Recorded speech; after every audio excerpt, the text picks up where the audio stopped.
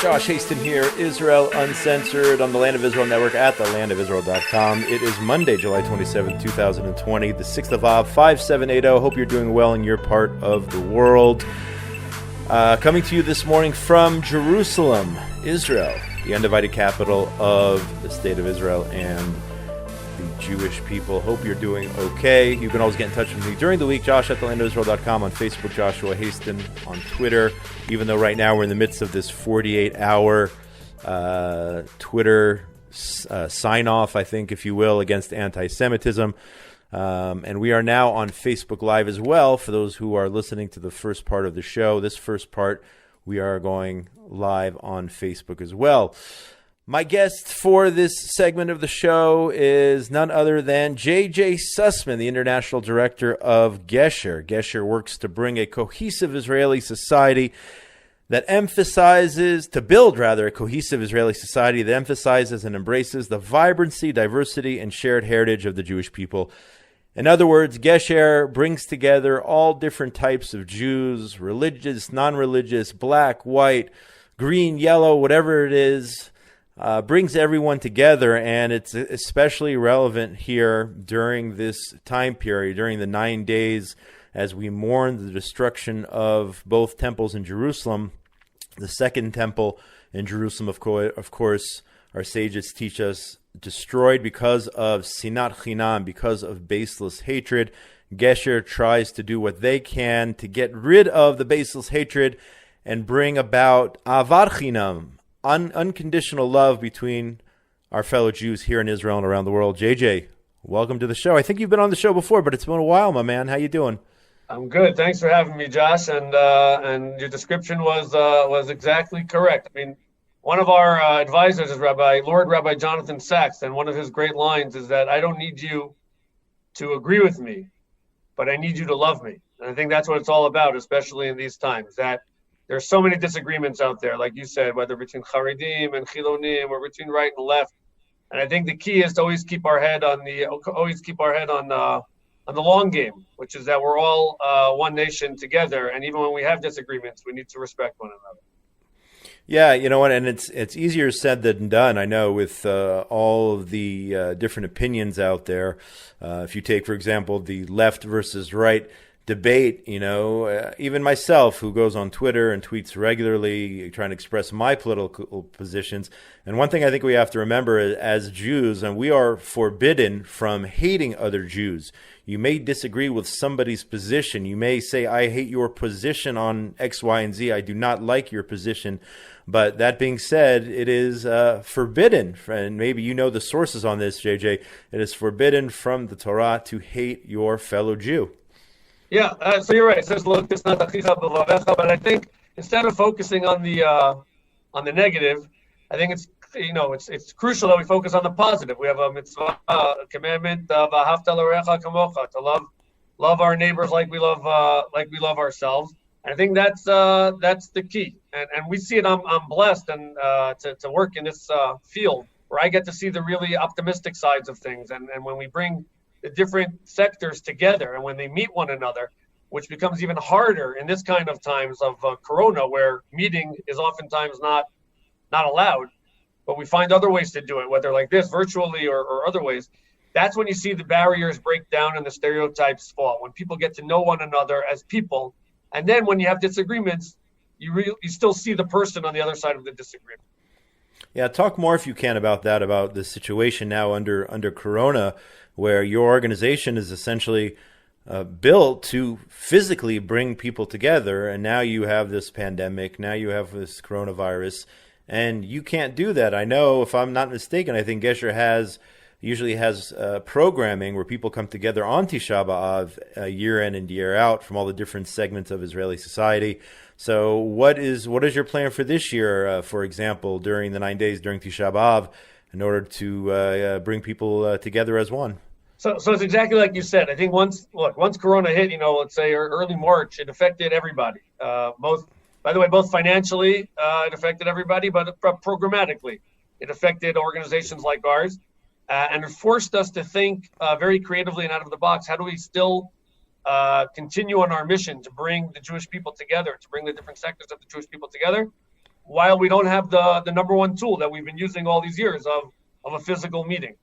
And whereas in the past, for those of you who don't know, Gesher for years, for decades, has been bringing religious and secular schools together for seminars. We worked with the IDF in Badachad, where all the officers training program happens. 1 week of officers training for years was dedicated to Gesher seminars, where we're bringing together religious and secular people, oftentimes for the first time, and facilitating discussion about the hot issues, but again, in a sense of respect and tolerance one for the other. And all of a sudden now, we can't do that. So what do? So we huddled together, and one of the first ideas we came up with was to, what opportunities does this provide? Of course, there's downsides to this whole situation, but there are also opportunities. And we said, let's use this tool, Zoom, and for the first time, we can bring not just high school kids together, not just officers who are the same age together, but real families. We can, everyone's stuck at home. We can take a secular family and a Haredi family, put them together with a Gesher facilitator, and let's have a session. And let's see how we can break down these barriers one by one, but in the session, together with the parents and the kids in the same session. And that was new for us. And we started doing that as a pilot, and very quickly, we were approached by some matnasim, by some community centers to do it in their communities, because they saw that the tensions in the communities, if you recall in the beginning of Corona, and even now, there were some, all the stereotypes came out, and people were looking how to diffuse those situations.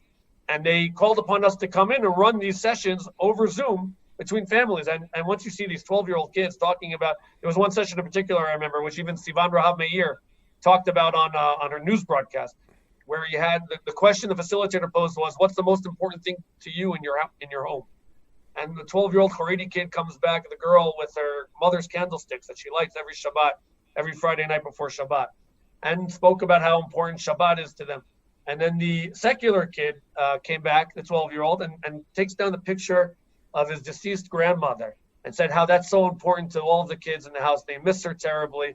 And they were having this incredibly pure conversation about the values, and each one can see that the other has values. Oftentimes we forget when we're in these debates, we think the other people have no values, but they do. And we just need to talk to one another to figure them out. I saw something, and I don't know if Gesher had any part in this, which I thought was pretty inspiring and moving. You had the singer, I don't know if you saw this, it was a couple of weeks ago, maybe a couple months ago, Aviv Geffen, Aviv Geffen, who did one of these performances without an audience, and he said something to the effect of, we should not be, he grew up essentially being taught that the ultra-Orthodox were basically the enemy. That's what he was taught. And then he did this show, and he dedicated it to the people of Bnei Brak, who were under a quarantine. Basically, the whole city was under quarantine. And he dedicated it to them. And then afterwards, he got, I think, 400 messages on his phone. Somehow they got his phone number thanking him for standing up for him. And he went on the news, and he was visibly moved. And I don't know if Gesher had a role in that, but I think that is just a good example of what happens when you open up your mind a little bit and take the opportunity to really, get to know people from other populations, or at least try to understand where they're coming from. Maybe you tell me. I mean, you were mentioning Aviv Geffen. Maybe you guys had something to do with that, or just right. So Aviv Geffen, or similar stories like that. Right. So Aviv Geffen in particular, we've met with subsequent to his coming out, if you will. And realizing that Haredim are people too, which is incredible. I mean, to have a celebrity of that stature come out and basically say, what happened to my entire conception that these people are, like you said, the enemy, and all of a sudden he realizes and got emotional about it and said, we're all in this together. And there are countless stories like that. We had one of the other programs that we've run now over these last few months is our online conferences. We've run 3 online conferences that we entitled Gesher to Tomorrow. Gesher, of course, means bridge, to talk about what we can learn about from this situation that we're all stuck in our homes, and how we can take the lessons that we're learning now, the positive ones, and maintain them with us even once Corona is behind us, if we can envision that far out. And we had Corinne Gidon, who's another celebrity, if you will, who's a famous TV moderator and other stuff, and she married a guy who grew up in a Haredi home. And I don't know if you saw, there was a documentary of her going through her whole wedding and meeting the Haredi family, and her family meeting the Haredi family.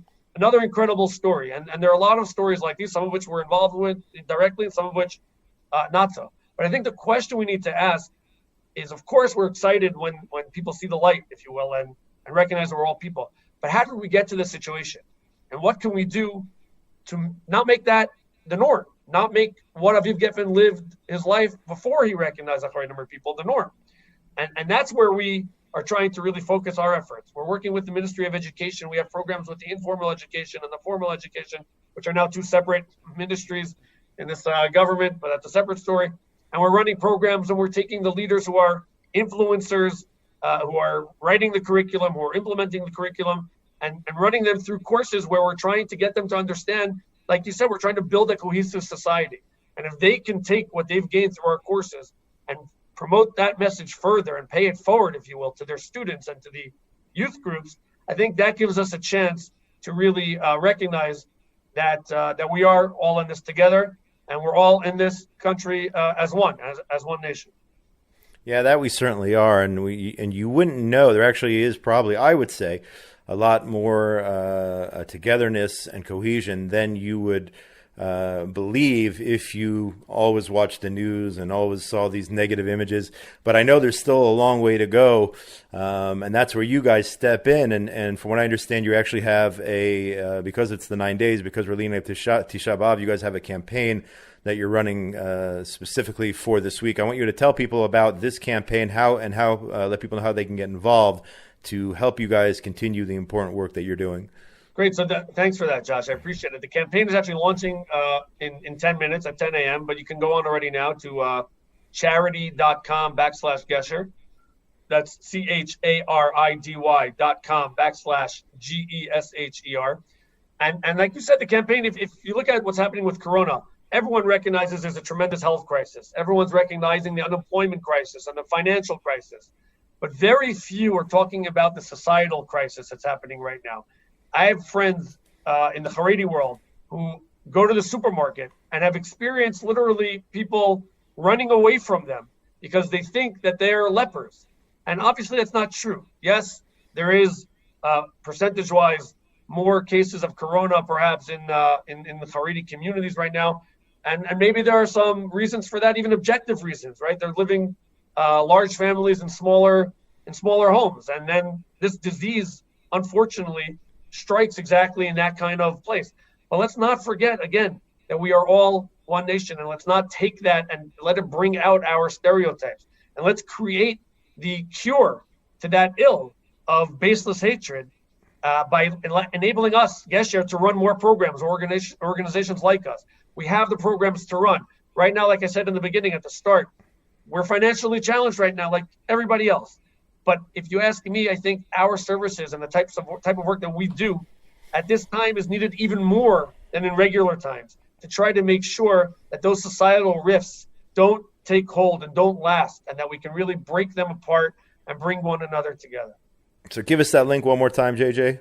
It's charity.com/Gesher. CHARIDY.com/GESHER. And if anyone needs to get in touch with me personally, happy to talk to anybody. My email is JJ, the two letters JJ, at Gesher, GESHER.co.il. JJ at Gesher.co.il.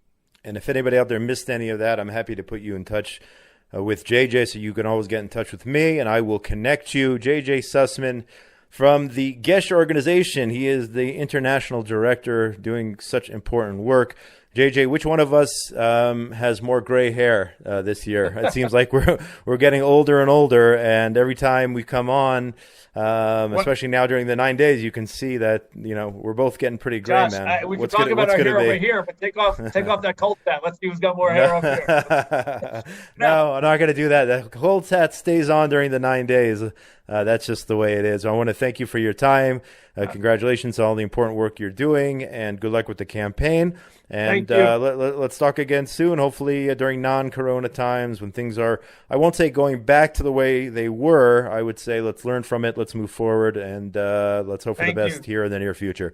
Thank you, Josh, and thanks for the opportunity. I think, we're on the Land of Israel network.com, and I think it's really important and crucial to understand the only thing that's ever torn us apart as a nation and kicked us out of the land of Israel has been our internal divisions and our internal strife. So especially now during the 9 days, when we remember the importance of that, let's build it together. Let's bring us together as one and move forward. Thank you, Josh.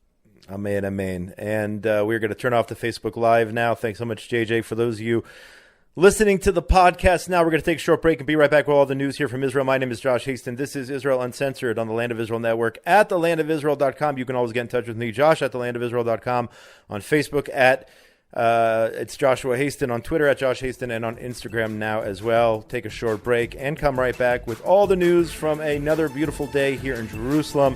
I mean, it is pretty hot. There is a heat wave here. There is coronavirus.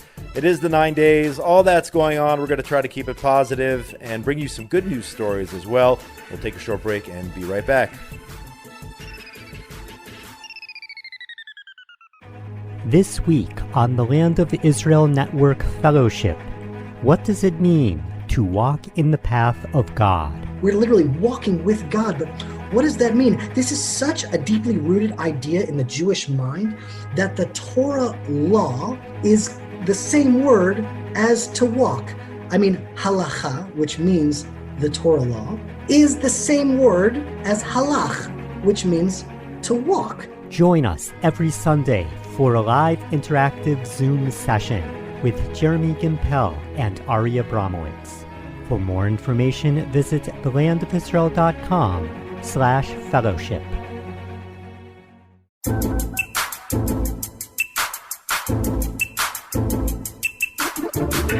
And we are back. Josh Hasten here. Israel Uncensored on the Land of Israel Network at thelandofisrael.com. It is the 27th of July, 2020, the 6th of Av, 5780. Hope you're doing well in your part of the world as we get ready for Tisha B'Av, the saddest day on the Jewish calendar. Many calamities throughout Jewish history occurred. The destruction of both temples, the expulsion of the Jews from Spain, the sin of the spies, and many other horrible events throughout Jewish history. It begins this Wednesday night. It is a 25-hour fast, ends on Thursday night. Let's hope that instead of fasting, we will turn the holiday into a joyous celebration as predicted by our sages. Hopefully it'll come this year. Moving on to the news, IDF Chief of Staff Lieutenant General Aviv Kochavi toured the northern border on Saturday, less than a day after the military upped its alert in the Northern Command out of concern of an attack by Hezbollah following threats by the terrorist group over the death of one of its fighters. This according to the Jerusalem Post. Defense Minister and alternate Prime Minister Benny Gantz also took part in the situation assessment. He instructed the IDF to continue to increase readiness in the north and to use the necessary measures in order to prevent any violation of Israeli sovereignty. So tension on the northern border in Israel. Israel waiting perhaps for a response from Hezbollah because apparently we killed one of the bad guys, one of the Hezbollah terrorists, I believe, in Syria. And now Israel awaits a response. I know that the Iron Dome is up there in the north. They're getting ready with the Iron Dome and taking other preparations in case Hezbollah decides to respond. Turning to Corona right now, the national death toll from the coronavirus climbed to 470 on Sunday evening as the health ministry announced 6 more deaths since its update earlier in the day. Reported here by Times of Israel. 303 Israeli patients in serious condition, 97 on ventilators, further 172 in moderate condition. The remainder had mild symptoms or were asymptomatic. So right now in Israel, you have over 34,000 active cases of the coronavirus. We wish everybody a speedy recovery, and hopefully the government will get the situation under control as soon as possible. A new study here published by the Times of Israel says that vitamin D helps the body fight coronavirus. This according to a major Israeli study. The so-called sunshine vitamin is like a steroid, according to a researcher, urging the public to head outdoors and get as much sun as possible. Another scientist urges caution, saying other factors might be at play. But according to this study, we need to be outside. So it looks like we have to keep the beaches open and the parks open, or at least get outside and take a short walk, spend some time in the outdoors. I know it's difficult now because it's really, really hot outside. We're in the midst of a heat wave. It's like it's all coming together this week here in Israel. There's a heat wave. We're in the midst of the 9 days leading up to Tisha B'Av, and we have the coronavirus. So not overall, I'd like to stay positive, but overall it's been a difficult week so far here in Israel with all these three factors. It seems like people are going a little bit crazy. Here's some positive news. 34 nurses who recently moved to Israel have passed their examinations, received certification, and will immediately join the fight against coronavirus, according to the Aliyah and Integration Ministry. They made a statement on Sunday. The immigrant nurses will help fill a shortage at hospitals and health clinics in Israel as part of a program co-sponsored by the Health, Education, and Aliyah and Integration Ministries and the Jewish Agency. This is amazing Zionism. These people are literally just getting off the plane, just getting off the boat, if you will, coming to Israel and immediately going to work in their profession, these 34 nurses helping the fight against coronavirus here in Israel. Amazing Zionism. This here reported by the Jerusalem Post. Turning to politics now, believe it or not, there is talk of a fourth election in Israel. That would be unbelievable if Israel had to go back to elections in November. It all has to do with the state budget. If the budget is not passed, a 2-year budget, if it is not passed, then by August 25th, that's the deadline, then that will lead to the automatic dissolution of the Knesset and new elections, reported by the Jerusalem Post. The coalition agreement between Blue and White and Likud states explicitly that a 2-year budget must be passed, but Prime Minister Netanyahu is insisting on passing just a 1-year budget. Passing a 1-year budget would give Netanyahu his last opportunity to topple the government without passing the premiership over to Benny Gantz, something which might happen if a budget for 2021 is not passed by the end of March. So if we don't have the passing of the budget, that 2-year budget, and there's only a 1-year budget passed, it's pretty complicated, I know, then on one hand you have Netanyahu preventing Benny Gantz from becoming prime minister because the Knesset would dissolve if they can't get this thing together. They can't get a 2-year budget together. This could be another brilliant political move, whether you like him or not, by the prime minister to hold on to power, or at least go to another election, even with all his legal troubles, in order to try to get the people of the state of Israel to once again back him. Perhaps this time he won't need the Blue and White, since Blue and White is doing terribly in the polls. Perhaps the prime minister, if Likud gets enough seats, and Likud is also down, by the way, but not as far down as Blue and White, perhaps he'll be able to form a new coalition with other parties and maintain his seat, maintain his position as prime minister of Israel. Again, that would be unbelievable, but the prime minister, whether you like him or not, is a master politician, and if anybody could pull this off, it would be him. That being said, the Israeli people, I believe, certainly do not want a fourth election within the period of, a year and a half, 2 years. We don't want elections again.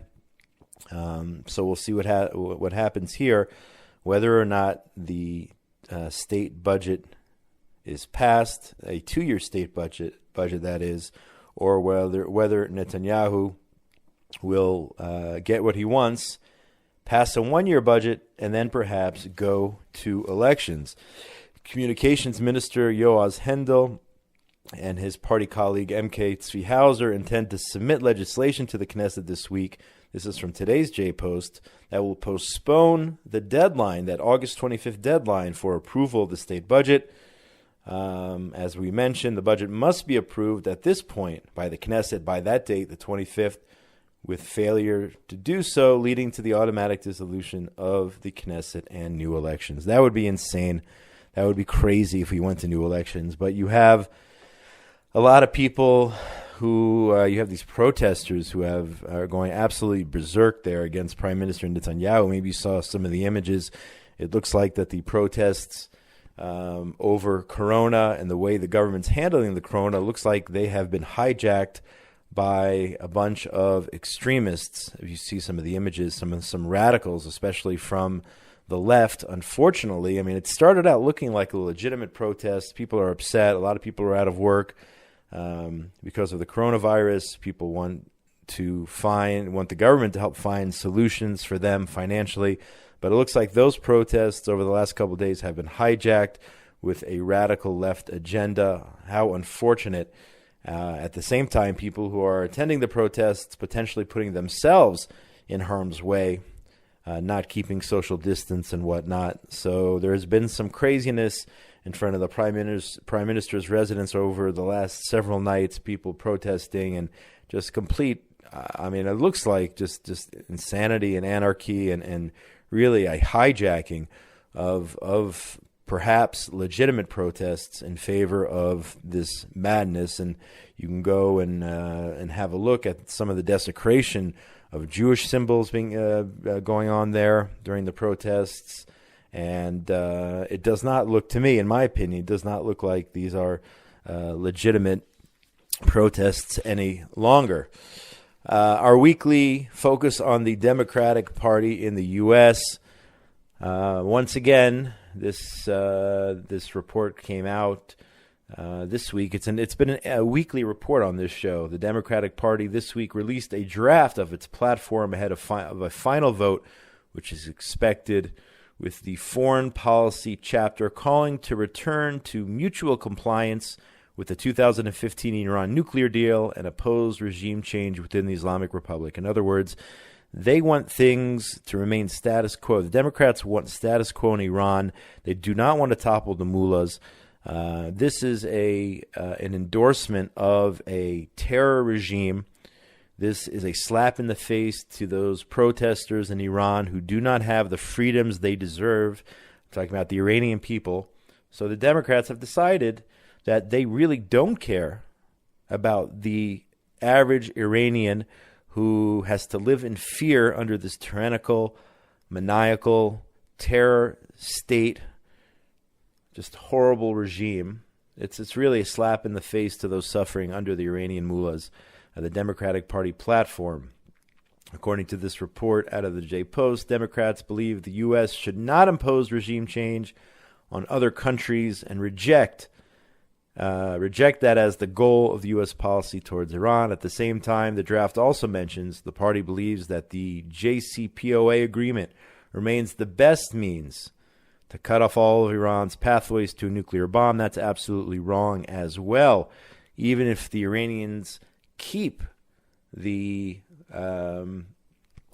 agreement, the letter of the agreement, that still helps pave the way towards a nuclear Iran, even if they're keeping the agreement. And Prime Minister Netanyahu has explained this time and time again, that it's a bad deal.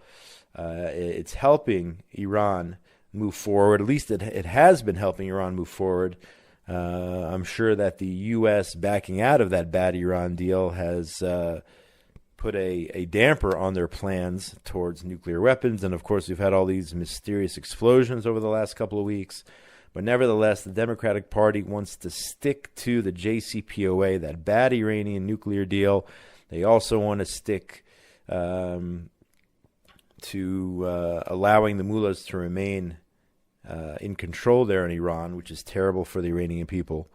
And, of course, at the same time, this document talks about Israel and the so-called Palestinians, the Arabs living under the PA, warning Israel, actually both sides, not to take unilateral steps. We've talked about this before. They are against what they call annexation, or the application of sovereignty by Israel over Judea and Samaria. They're still going down this path of two-state solution. They have no problem when Israel carries out unilateral pullouts, unilateral withdrawals. That they have no problem with.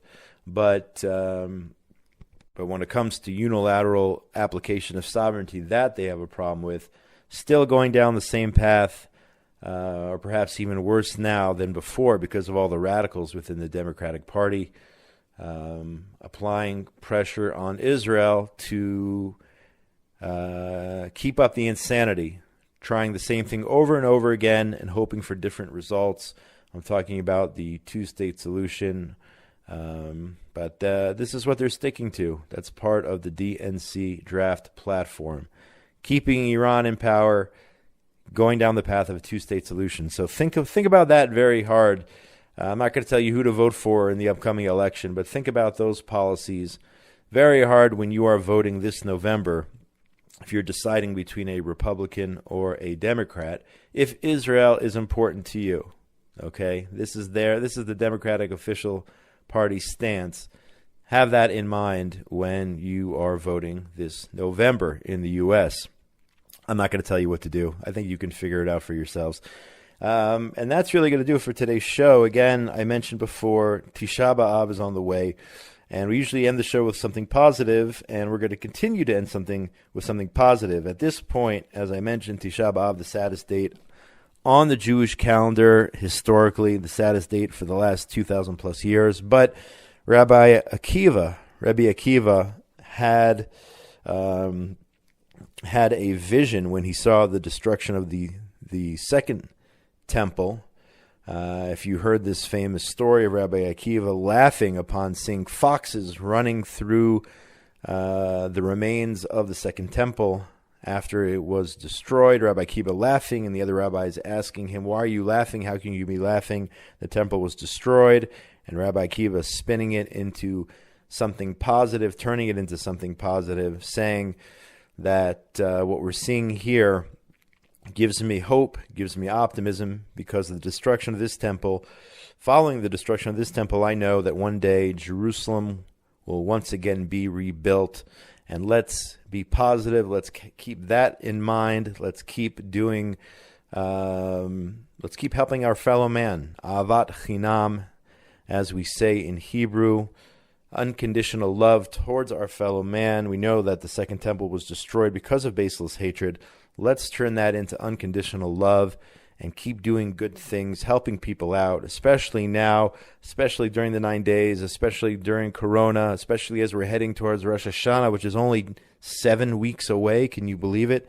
Time is flying. Anyway, so that will be a positive note. As I mentioned before, when Tisha B'Av, the saddest day of the year, turns into the happiest day of the year with the rebuilding of the temple and the Mashiach and the Messiah and all Jews coming home to Israel. Please God, that should happen soon. Everyone should come home before, by the way. Let's make note of it. Unfortunately, right now, as a result of Corona, it's hard to get here for people who don't have citizenship. But Jews need to find a way home to Israel as soon as possible. And that will help, I believe, that will help bring upon the Messianic times. I think we're almost there. We're getting there. But we have some work to do until that point. Anyway, thanks to Binyamin Bresky, engineer extraordinaire, Tabitha Epstein, for everything she does behind the scenes. My name is Josh Hasten. This has been another edition of Israel Uncensored on the Land of Israel Network at thelandofisrael.com for Monday, July 27th, the 6th of Av, 5780. Everyone out there who's fasting Wednesday and Thursday, rather, have a meaningful fast. And everyone out there in the wonderful world of ours, be safe. Shalom, shalom from Jerusalem, the eternal capital of the Jewish people. Shalom, shalom.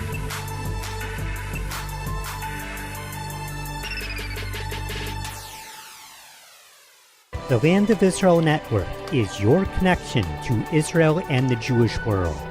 Listen to our show hosts, Ari Abramowitz, Jeremy Gimpel, Eve Harrow, Josh Hasten, Shlomo Katz, Mike Foyer, Yishai Fleischer, and more, keeping you up to date on news, politics, and spirituality. That's the Land of Israel Network at thelandofisrael.com, broadcasting the truth and beauty of Israel.